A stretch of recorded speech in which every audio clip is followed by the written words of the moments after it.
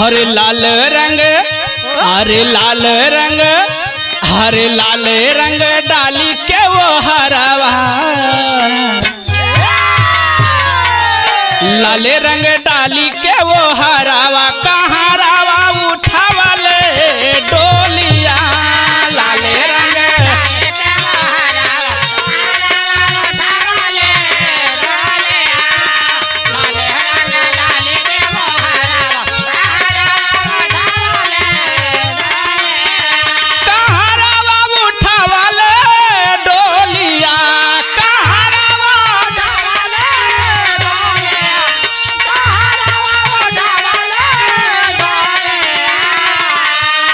लाले रंग डाली के वो हरावा, कहाँ रावा उठावले डोलिया, लाले रंग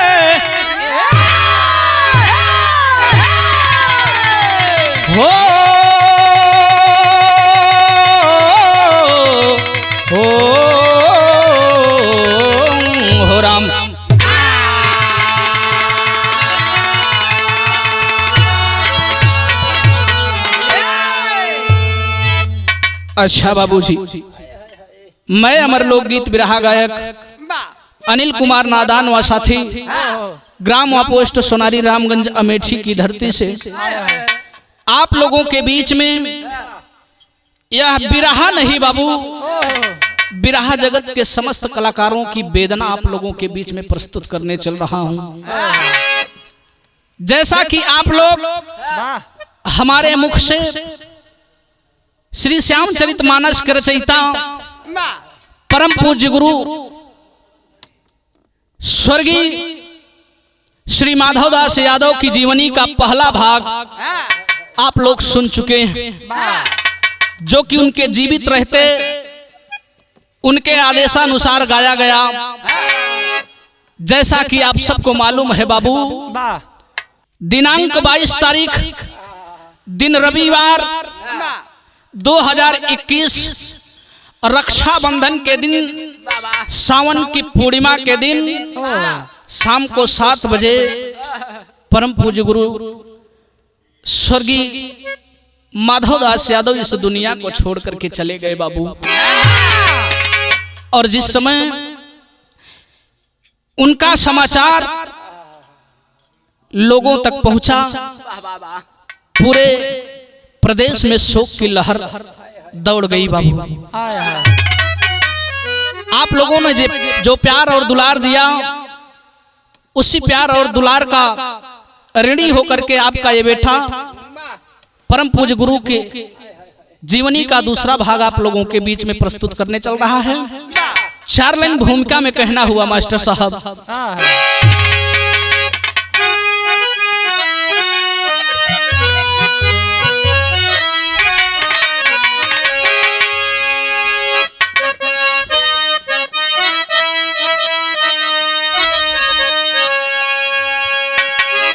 कहे अनुपम अनुपम अनोखी छवि जिनके अंदर करुणा के सागर रहे गुरु माधव, परम तेज था सूर्य के किरण जैसा, उर्मे शीतलता लिए गुरु माधव, कहे माधव में माधव की मूर्ति थी पावन, रचना किए श्यामचरित गुरु माधव, हर यदुकुल को रोशन किए लेखनी से।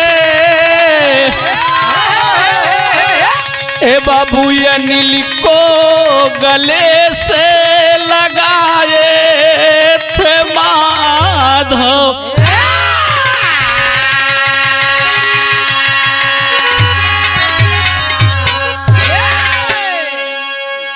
अरे बाबू, जिस समय इस बेटे को सूचना मिली, शाम के 7 बजे गुरुजी ने प्राण त्यागा और 10 से 15 मिनट के अंदर जब इस बेटे को सूचना मिली, हृदय द्रवित हो गया बाबू, आंखों से अश्रु की धारा बहने लगी। लेकिन विरह के शुरुआत में कवि जी एक लाइन गजल लिखा था वो मास्टर साहब, कहना हुआ गजल के लाइन में बाबू कि मेरे खून दिल की मेहंदी, मेरे खून दिल की मेहंदी हाथों में ना लगाना, मेरे खून दिल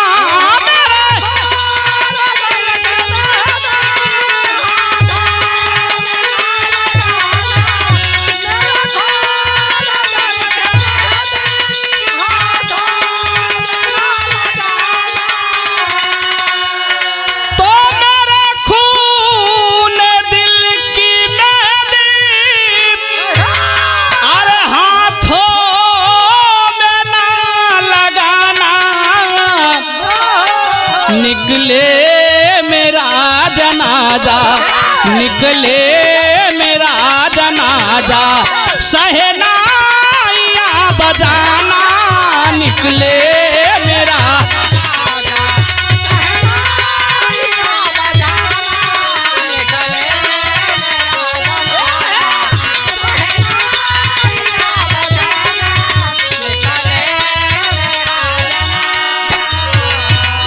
लेकिन कवि जी बिरहा में भाव लिखत हूँ मास्टर साहब। गुरु जी का कहना रहा कि जाने के बाद मेरे, अरे जाने के बाद मेरे आंसू न तुम बहाना, जाने के बाद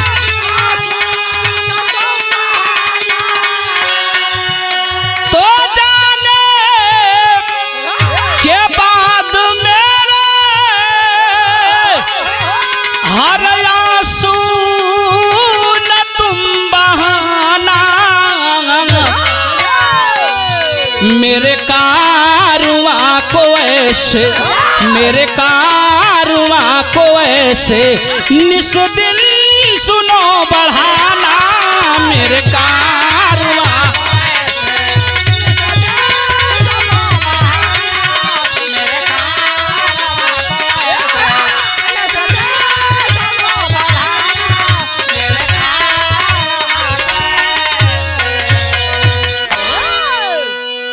जाने के बाद मेरे आंसू न तुम बहाना, मेरे कारवां को ऐसे निस्दिन सुनो बढ़ाना। ये वाक्य रहा परम पूज्य गुरु स्वर्गीय श्री माधवदास यादव जी का। जिस समय हम और आप धर्म के हमारे बड़े भैया श्री शत्रुघ्न यादव कवि जी, दोनों लोग कमरे में बैठे थे, वार्तालाप हो रही थी, तो गुरु ने संदेश दिया। लेकिन बिरहा की कहानी में शुरुआत हो मास्टर साहब, यहीं से बिरहा का शुरुआत हो। और जो पिछली कहानी आप सुन चुके हैं उसके आगे मैं आप लोगों को सुनाने चल रहा हूँ। और कुछ बातें जब तक गुरु जी जीवित थे तब तक की बातें इसमें सारी की सारी गुरु जी के मुखार बिंदु से है। कहना हुआ मास्टर साहब, नजम का भाव हो।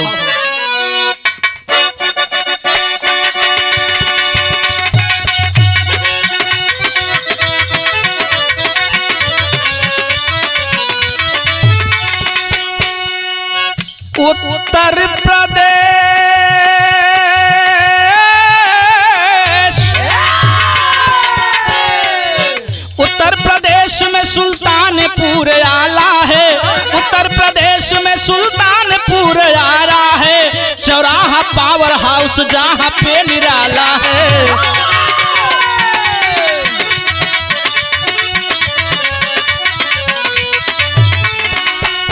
बनमई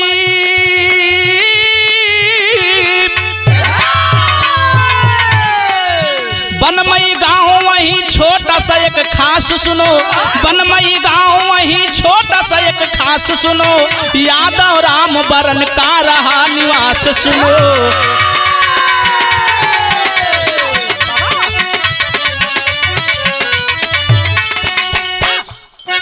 पत्नी देवपति रहे दुई ललनवा हो, पत्नी देवपति रहे दुई ललनवा हो, दिए विधाता सुगर एक ठीक करी नवा हो।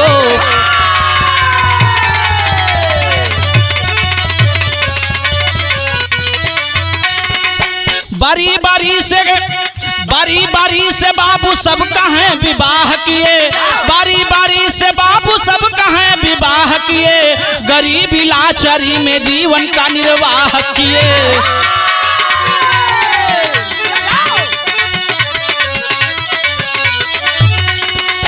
उन्हीं के लाल माधव दास की कहानी है, उन्हीं के लाल माधव दास की कहानी है, उन्हीं के लाल माधव दास की कहानी है, उन्हीं के लाल माधव दास की कहानी है। गीत जो गा रहा मैं माधव की जुबानी है।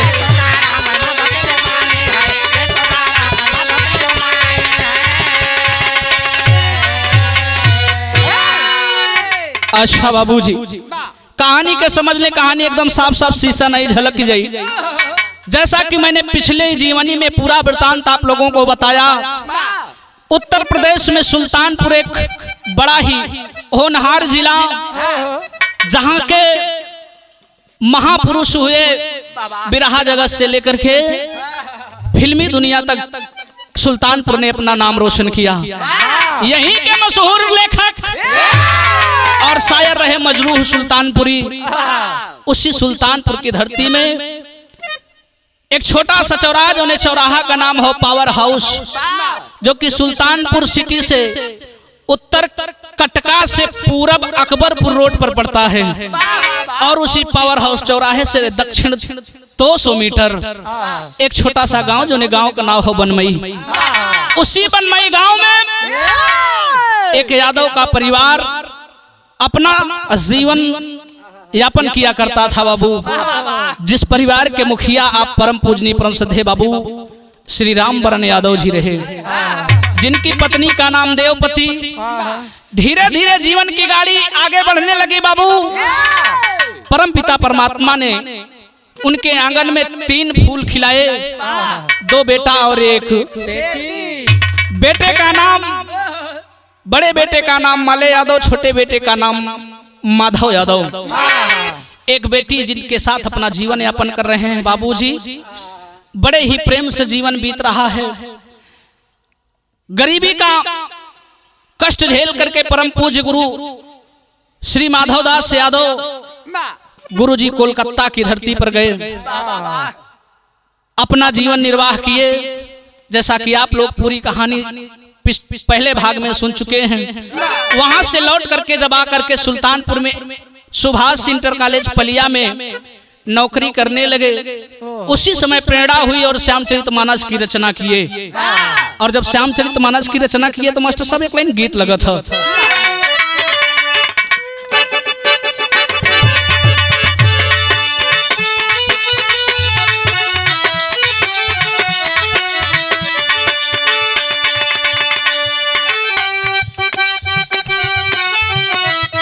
बस बस बड़ी पुरान तरज है मास्टर साहब। अब पुरानी में जो दम बा नईकी में नहीं बा। ये पुरान चीज है। स्वर्गीय हैदर उस्ताद अपने जवानी में गाय के गए। गावे गुरुजी का गावे खिया रे ननद भाऊजैया दुइना, अरे ननद भाऊजैया दुइना एक समौरिया, दुनहों के पिया परदेसिया हो रहा। लेकिन कभी अपनी कलम के द्वारा भाव लिख रहा है बाबू कि अरे की है श्यामचरित के, अरे की है श्यामचरित के रचनवा हो गुरुवर, अरे की है श्यामचरित के रचनवा हो गुरुवर, हो त बापू जानावा दुनिया में।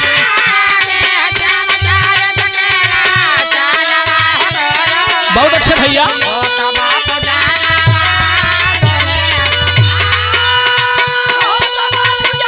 बहुत अच्छे राजेश पारस, बहुत अच्छे भैया, बहुत अच्छे राम कुमार भैया।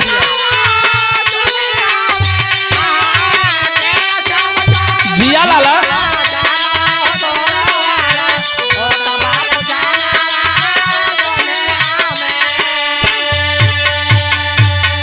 तो देशवा विदेशवा में भयल प्रसार हो, मिलल सम्मान गुरु के जनता मझार हो, मिलल सम्मान गुरु के।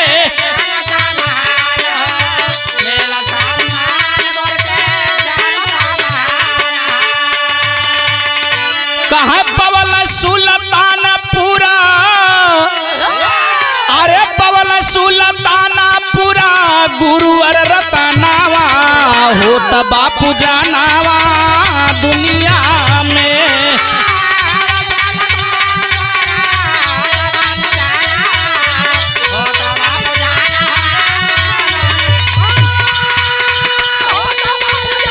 अरे जिया लाल बहुत अच्छे भैया।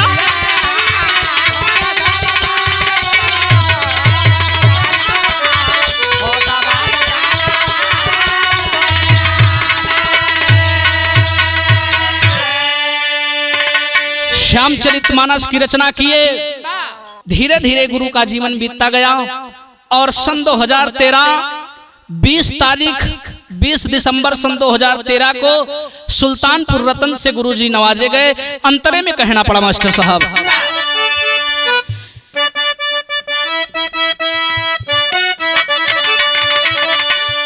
तो 11 में पहला पाठ श्यामचरितमानस का कब हुआ? सन 2011 में। तो 11 में पहला पाठ भयल सुना भाई, तो धारूपुर से शोभा यात्रा कुड़ पहुँच जाई।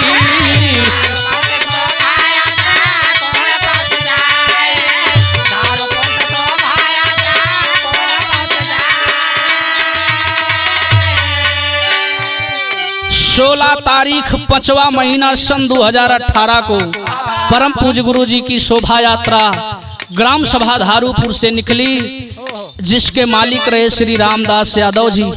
और शोभा यात्रा निकल करके बाबूजी धारूपुर से उपाध्याय का पुरवा होते हुए पहुंच गई कुंडधाम पे। और कुंडधाम से बाबूजी रामपुर गांव में पहुंची।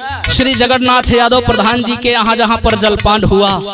और जब वहां से शोभा यात्रा आगे बढ़ी तो झारखंड मंदिर पर पहुंची, जहां पर दूसरा जलपान हुआ बाबू। और वहां से जब शोभा यात्रा चली तो पुनः धारूपुर में आकर के समापन हो गया। आज वह दिन याद आता है शत्रुघ्न भैया। कवि जी हमारे साथ बैठे हैं। लोगों ने प्रस्ताव रखा भोजन करने के लिए कि गुरुजी को चौकी पर बैठाया जाए, चौकी पर बैठ करके गुरुजी भोजन करें। लेकिन ऐसी रही महानात्मा बाबू, यह बेटा यह दास सौभाग्यशाली रहा। हम दोनों भाई, गुरुजी ने साफ साफ कहा अगर हमारे बच्चे जमीन पर बैठ करके भोजन करेंगे तो मैं भी जमीन पर ही बैठ करके भोजन करूंगा। और यह सौभाग्य प्राप्त हुआ। उस शोभा यात्रा में परम पूज्य गुरुजी के दाहिने साइड में रहा और बाएं साइड हमारे भैया जी। भोजन हुआ बाबू। ऐसी रही गुरुजी की महिमा।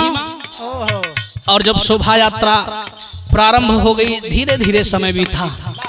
और जब धीरे धीरे समय बीता तो भयल का अरे उद्घाटन आरपी म्यूजिक के,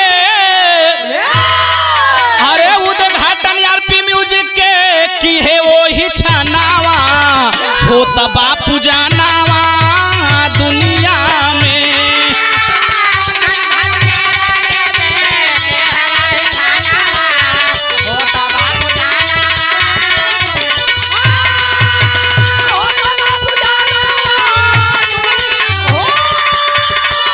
बहुत अच्छा भैया, ये भी रहा।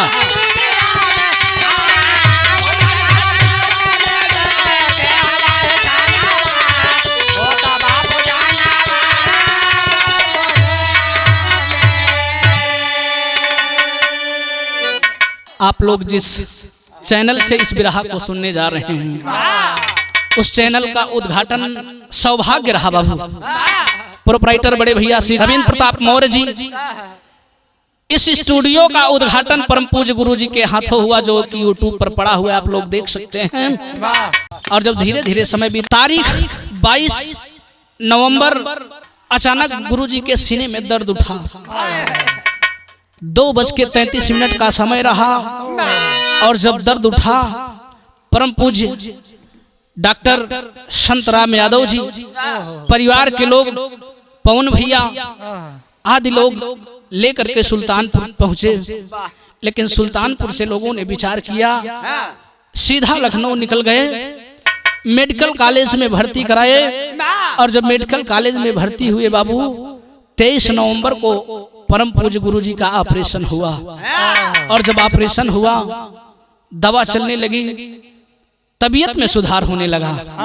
और जब तबीयत में सुधार होने लगा बबलू भैया, तो यहाँ फिर एक बार खुशी आवा था। गीत का भाव है,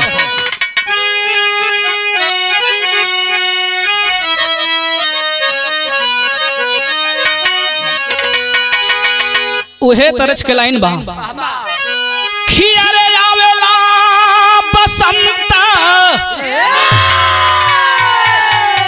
खियारे आवेला बसंत, उड़े लगा रदी हो मोरी दहिया भइल बा, अरे पियर हरदी हो मोरी।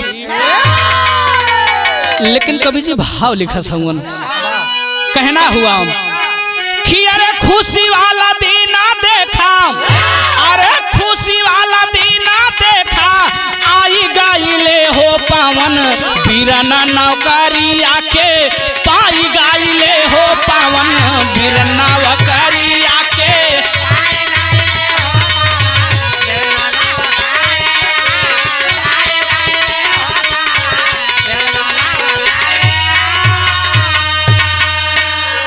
हर नाव नवंबर रहा सोमवार दिनावा, नाव नवंबर रहा,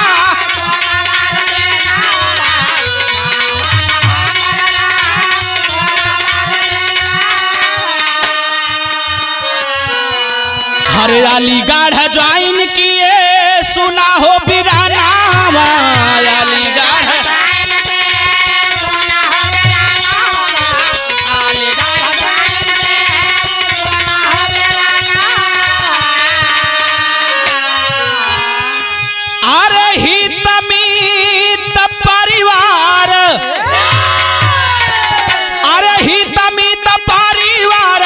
खुशी भाई ले हो देखा, पाई गाइले हो पावन बीरनावकारी।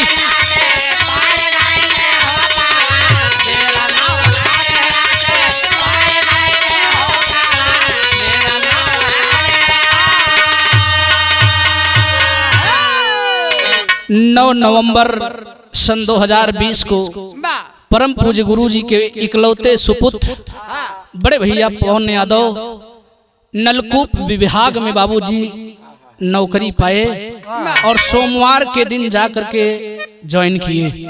धीरे धीरे समय बीतने लगा बाबू। कहा गया मानव बल नहीं हो तो है समय होत बलवान, भील नहीं लूटी गोपिका वही अर्जुन वही। गुरु जी के ऊपर एक विपदा पड़ी बाबू। कहना हुआ कवि जी सोरठी में भाव लिखत हूँ।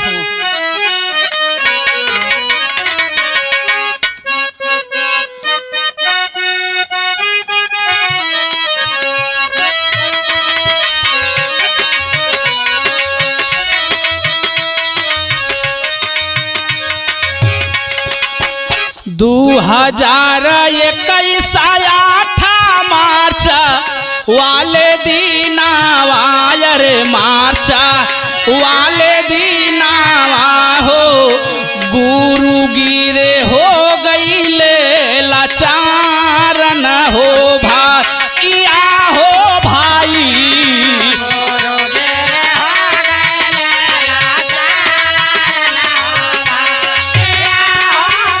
बहुत सही बहुत सही।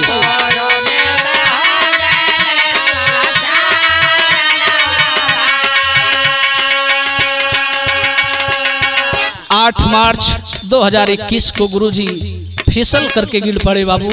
और जब गिरे तब शरीर में बाबूजी ताकत नहीं रही उठने की।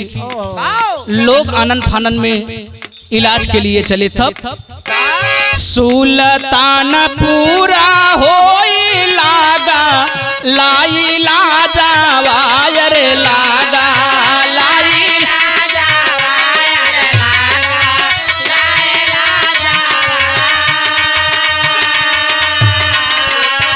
सुल्तान पूरा हो लागा लाई लाजावा यर लागा लाई लाजावा हो भायल नाही तानी कहू सुधार न हो भाइया हो भाई भायल।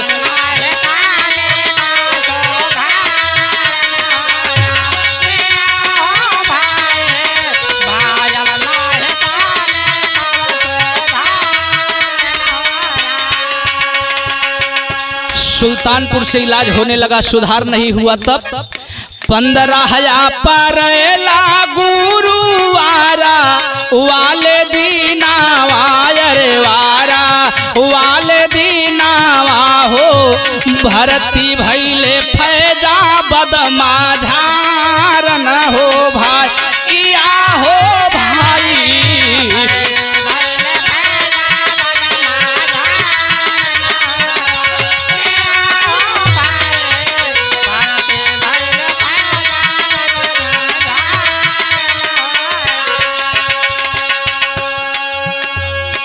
ए बाबू सुल्तानपुर से दवा हुई, जब सुधार नहीं हुआ 15 अप्रैल यही जो बीता गुरुवार के दिन बाबू गुरुजी को लेकर के पवन भैया डॉक्टर संतराम यादव भैया लेकर के फैजाबाद पहुंचे बाबू।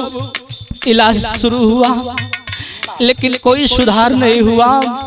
और जब सुधार नहीं हुआ तो कहना पड़ा कवि को मिलल या राम नाई वापस आई गाई ले अरे वापस आई गाई ले।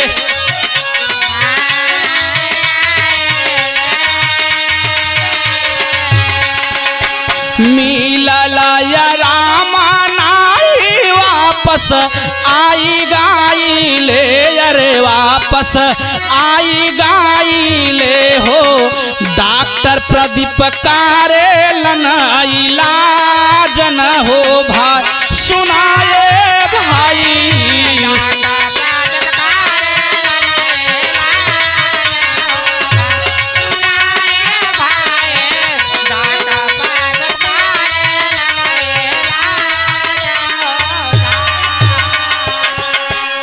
आखिरकार लोग फैजाबाद से भी निराश होकर के चले गए।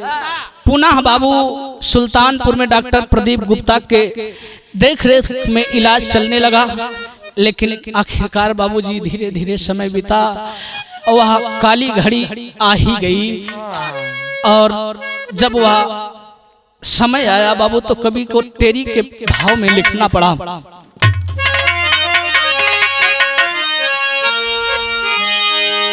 हाय मोरे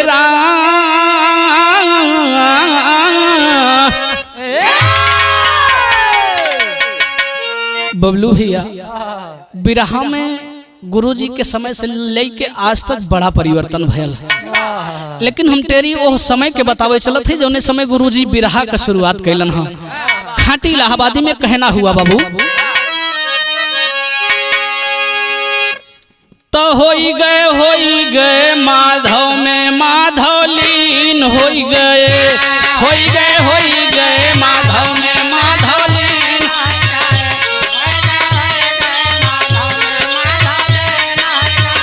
होई गए माधव में माधव लीन होई गए।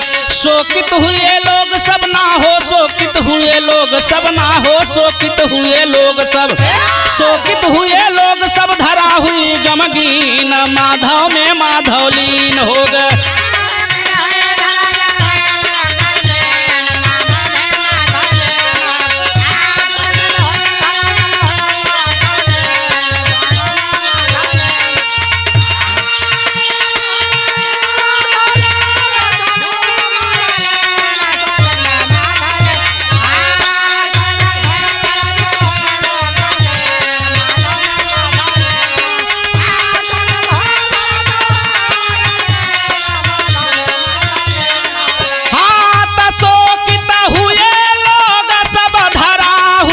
गमगीन माधव में माधव लीन हो गए।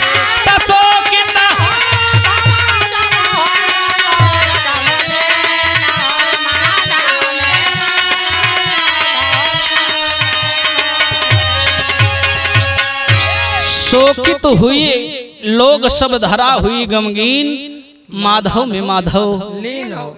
आखिरकार 22 तारीख दिन रविवार समय 7 बजे इस दुनिया को छोड़ करके बाबू परम पूज्य परम श्रद्धेय गुरु जब इस दुनिया को छोड़ करके चले गए, ठीक 10 से 15 मिनट के बाद जब सूचना इस बेटे को मिली बाबू हृदय द्रवित हो गया।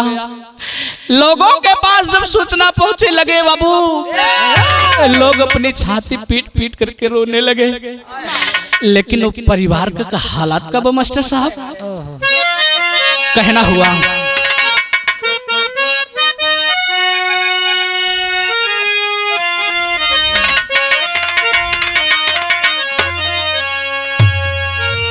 तरस से बढ़िया भाव कवि जी फर्ज में लिखा था। आज बाबूजी पूरा परिवार जब गुरुजी छोड़ करके संसार को चले गए, पवन भैया उनकी धर्म पत्नी परिवार के लोग बिलख बिलख करके रो रहे हैं। कभी अपनी कलम से उस पीड़ा को तो बयां नहीं कर सकता बाबू, लेकिन प्रयास कर रहा है। कहना हुआ कि रोवही तमी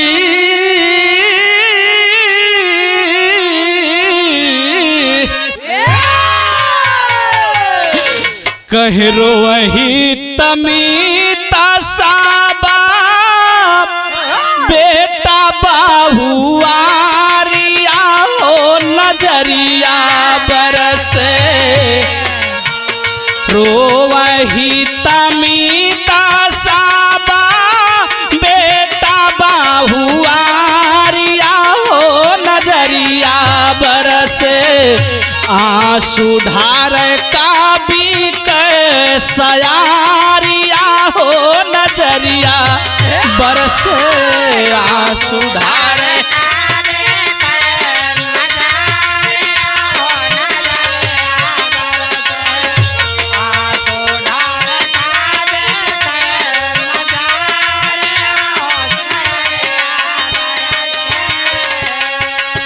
आंखों से अश्रु की धारा निकलने लगी बाबू। पवन भैया छतिया पीट पीट के रोवत हो। ए बाबू बाबू अब हम के करे सहारे दिए बाबू, के करे सारे अपन परिवार छोड़ के हम बाहर ड्यूटी करब बाबू। रोवत हुआ लेकिन कभी की कलम संकेत कर रही है बाबू। सारे सुबह चिंता करो वही भारी के नयनावा।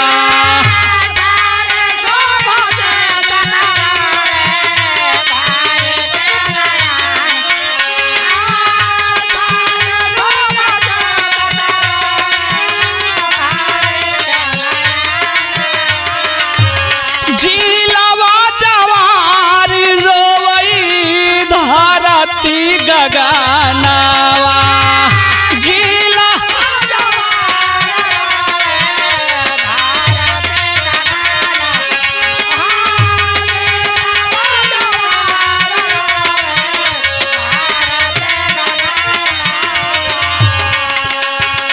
चार चार बोरी फैल गईली,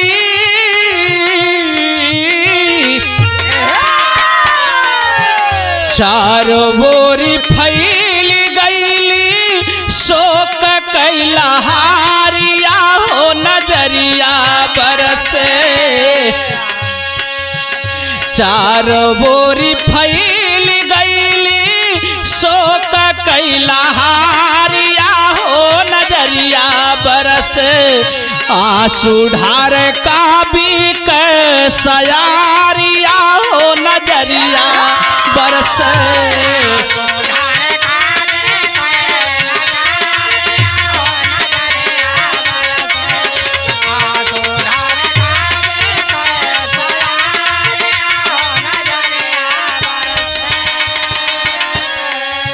आखिरकार लोगों के आंखों से अश्रु की धारा बहने लगी बाबू।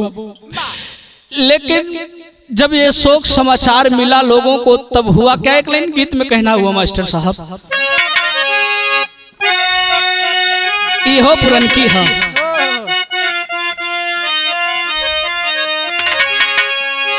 कि विधना लिहले बोलाई, विधना लिहले बोलाई हर चले गए अगुआई छोड़ी देखावत नवा माधव गुरु, छोड़ी देखावत नवा माधव।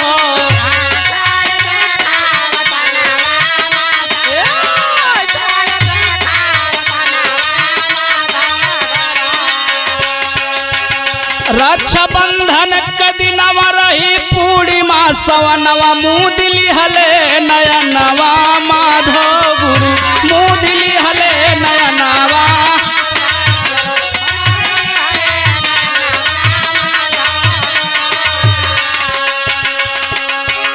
चले गए मुस्काई, चले गए मुस्काई सब हसुआ बहाई दई के ज्ञान का खजनवा माधव गुरु, दई के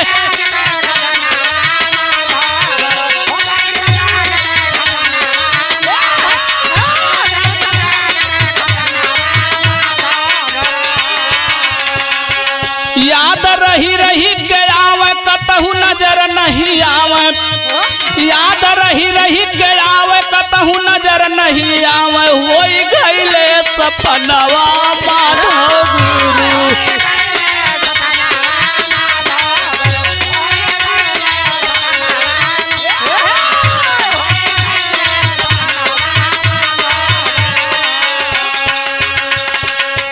आखिरकार बाबूजी चारों तरफ जब संदेश फैल गया, सुबह की बेला होती है, इधर होता क्या है। कवि जी पहापट में भाव लिखे मास्टर साहब।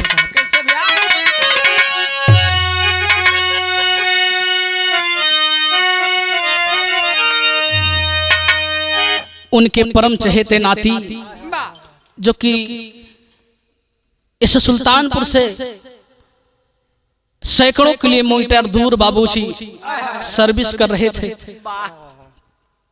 जब उनको पता चला तो हुआ क्या। हरे गए खबरिया अमर जीत जब पाई हमारे भाई हो, कहे गए खबरिया अमर जीत जब पाई हमारे भाई हो, तो छटिया पीटे असुआ रहे बहाई हमारे भाई हो।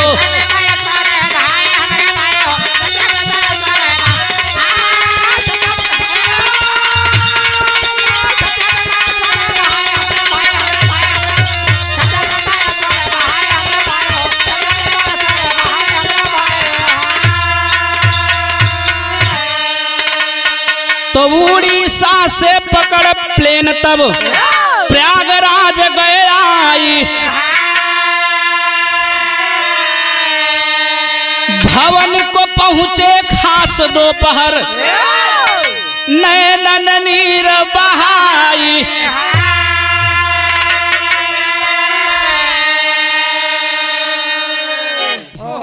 अक्सर जो गुरुजी सभी मंचों पर बोला करते थे, एक दोहा हर मंचों पर बोला करते थे राजेश भैया। गुरुजी कहा करते थे, वरुणा शक्ति कर गए, वरुणा शक्ति कर गए बगहा पे असवार, पलस सहित कृपा करें बाढ़े कला अपार। बा से ब्रह्मा, रा से रुद्र और ना से नारायण अर्थात वरुणा, वरुणा और चा से चक्र विष्णु का से कमल ब्रह्मा जी का और ती से त्रिशूल शिव जी का। बगहा पर सवार, बा से बैल शिव जी का, गा से गरुड़ विष्णु जी का और ह से हंस सरस्वती। पलस सहित कृपा करें बाढ़े कला अपार, पा से पार्वती, ला से लक्ष्मी और सा से सरस्वती। गुरुजी अक्सर मंच से कहा करते थे, बाबू ये सभी मिलकर के कृपा करें जिससे कला का विस्तार हो। आखिरकार कवि को आल्हा में प्रमाण देना पड़ा मास्टर साहब। आज परम पूज्य गुरुजी की शव यात्रा में जो लोग मौजूद थे, कवि अपनी कलम से प्रयास कर रहा है, कहीं अगर त्रुटि हो तो आप लोग क्षमा करेंगे। कहना हुआ बाबू, तो शव यात्रा उठल गुरु के देखा जौनी घरिया भैया, शव यात्रा उठल गुरु के देखा जौनी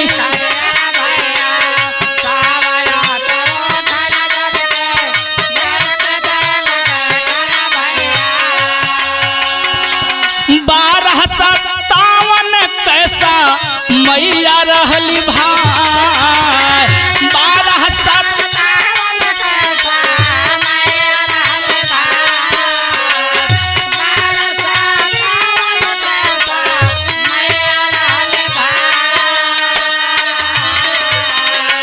जिस समय गुरुजी की शव यात्रा उठी बाबूजी, उस समय हमारे धर्म के छोटे भाई आप श्री ब्रजेश कुमार यादव सारा दृश्य अपनी मोबाइल में रिकॉर्ड कर रहे थे, और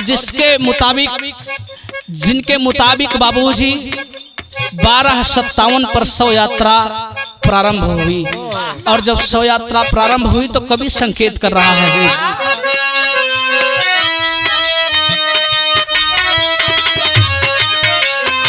मिल के चार जाने ताबा, मिल के चार जाने ताबा, कांधावा उठवले भैया, मिल के चार जाने ताबा।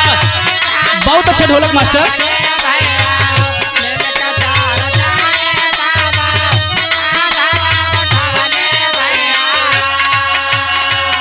पावना बिरनवायों का सभी लखाए, पावना बिरनवाओं का सभी लखाए।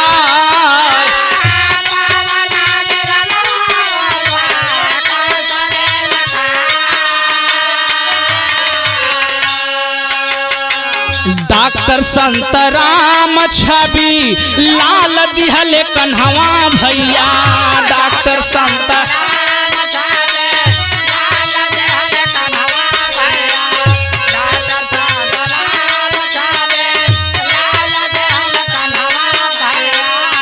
हरि प्रसाद शास्त्री यादव यशुआ के बहार।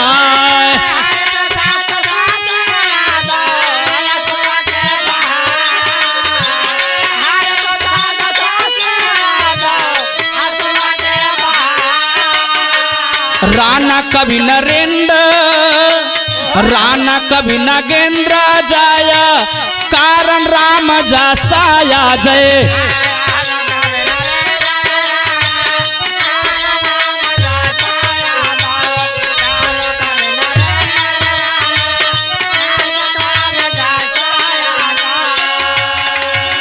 राज कारण रामाया भी लाख नंद कुमार।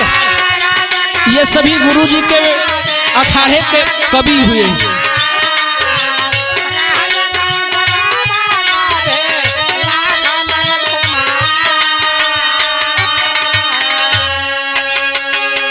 इन लोगों को जो नाम मैंने गिनाया ये गुरुजी के अखाड़े के शिष्य और कवि रहे।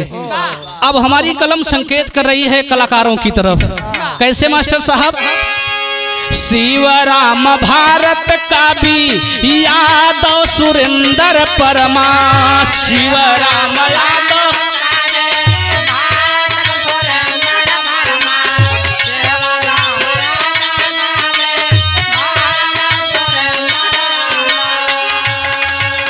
मास्टर दिनेश शत्रुघ्न ब्रिजेश कुमार।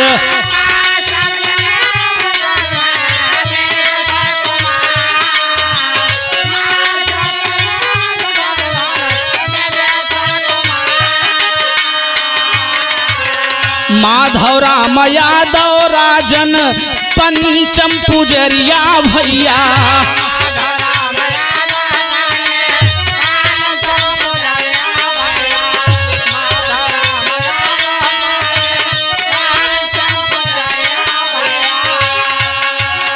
राम बहादुर महागु राम सिरवा के झुका। राम बहादुर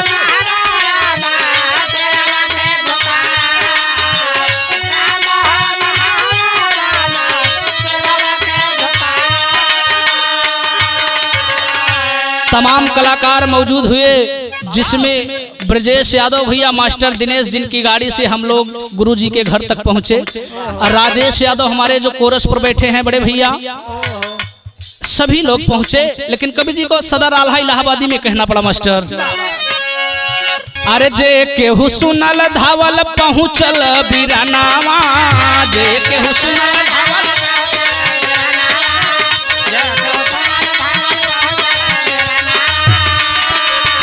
हरे अंतिम समय रहा यशुआ बहा। अंतिम समय रहा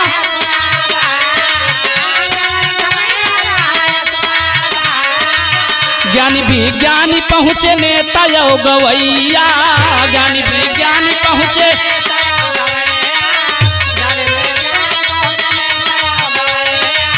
दर्शन अंतिम गुरु के किहे भाई। दर्शन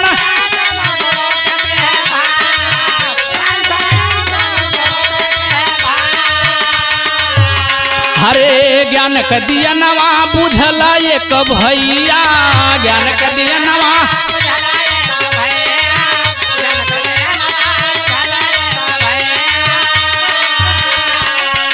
हरे अंबर से आकाश दिया यशुआ बहा। अंबर से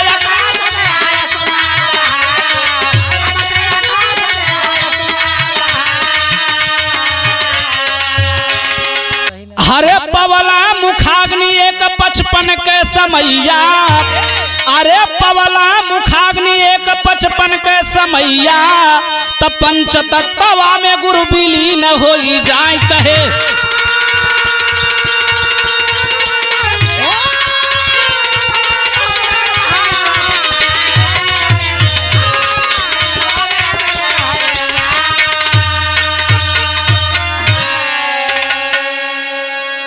एक 1:55 पर धर्म के आप हमारे बड़े भैया पवन यादव परम पूज्य गुरु जी के सुपुत्र मुखाग्नि दिए बाबू। और जब मुखाग्नि दिए उस समय वहां पर कुछ लोग मौजूद रहे जिन्होंने सुना और गुरु जी की अंतिम यात्रा में सम्मिलित हुए। रुदौली विधायक श्री रामचंद्र यादव जी, पूर्व विधायक अनूप संडा जी, अरुण वर्मा जी, सपा जिलाध्यक्ष वर्तमान पृथ्वीपाल यादव जी और भूतपूर्व श्री राम सहाय यादव जी, जिला पंचायत सदस्य हंसराज यादव, ज्ञान प्रकाश यादव, दिनेश यादव, पूर्व जिला पंचायत सदस्य कमला यादव आदि लोग मौजूद रहे। लेकिन एक नामचीन हस्ती भी मौजूद रही बाबू। अखिल भारतीय यदुवंशी महासभा के राष्ट्रीय अध्यक्ष आप श्री राज बहादुर यादव और प्रदेश अध्यक्ष श्री प्रवीण यादव जी भी मौजूद रहे। तमाम लोग उपस्थित हुए बाबू, जिनका नाम लेने में छूट गया हो, समयाभाव के कारण आप लोग क्षमा करेंगे। पूरे प्रदेश के लोग उपस्थित हुए बाबू। कुछ जानकारी वर्तमान जिला पंचायत सदस्य के प्रत्याशी रहे संजय वर्मा जी ने दिया। आखिरी और अंतिम भाव में कहना पड़ा कि अरे गुरु का सुरतिया, हरे गुरु का सुरतिया गईली हृदय में समाई हो, हरे गुरु का सुरतिया गईली हृदय में समाई हो, कीर्ति जग अमर भैली भूले ना भुलाई हो, कीर्ति जग अमर।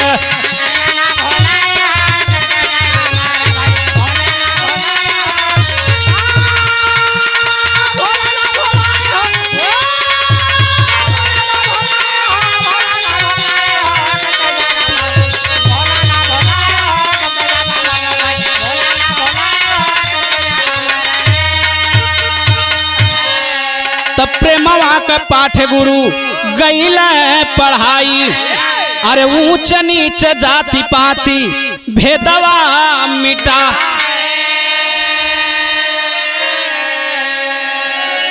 इतने बड़े महाकवि रहे बाबू, इतने बड़े ग्रंथ की रचना किए, लेकिन मैंने अपने जीवन में देखा है, हमारे बड़े भैया शत्रुघ्न यादव कवि जी, राजेश यादव जी, हम सभी ने देखा है कभी गुरु जी के अंदर जाति पाति का भाव, ऊंच नीच का भेदभाव कभी देखने को नहीं मिला। कहना पड़ता है हरे जस गाई दुनिया गुरु का सिरवा झुकाई हो, हरे जस गाई दुनिया गुरु का सिरवा झुकाई हो, कीर्ति भय हमारा भूले भूले ना भुलाई हो।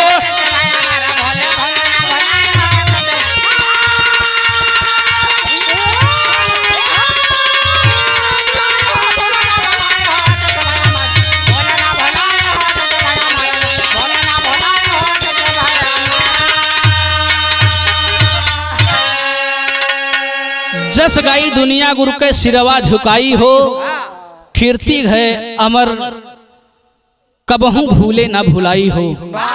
कहा गया है बाबूजी, इंसान की कदर जब तक वह जीवित रहता है तब नहीं होती है, इंसान की कद्र उसके ना रहने के बाद होती है। आखिरी और अंतिम भाव में कहना पड़ा बाबूजी, गुरु घराने का परिचय देना पड़ा।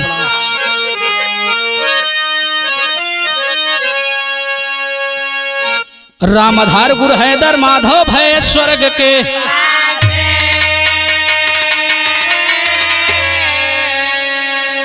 हरे जिद्दी कवि शत्रुघ्न की अखिया, हरे गुरु दरस बिन प्यासी हो।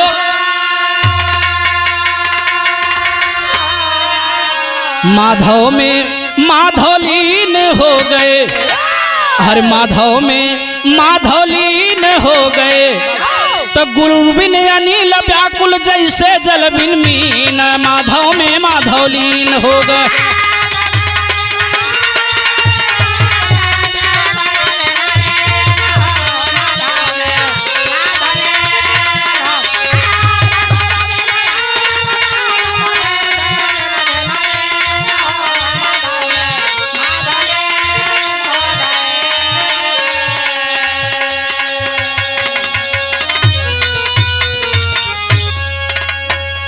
परम पूज्य परम श्रद्धेय गुरु जी की आत्मा को स्वर्ग में उच्च स्थान प्राप्त हो बाबू। ईश्वर करें उनकी कीर्ति सदैव अमर रहे। इसी के साथ गाने और बजाने में अगर कोई त्रुटि हुई हो तो हम अपनी पूरी पार्टी के कलाकारों के साथ आप सभी श्रोता बंधुओं से, गुरुजनों से क्षमा प्रार्थी हैं, करबद्ध प्रार्थना करते हैं। आप लोग अपना छोटा भाई बेटा समझ करके क्षमा करने की कृपा करेंगे।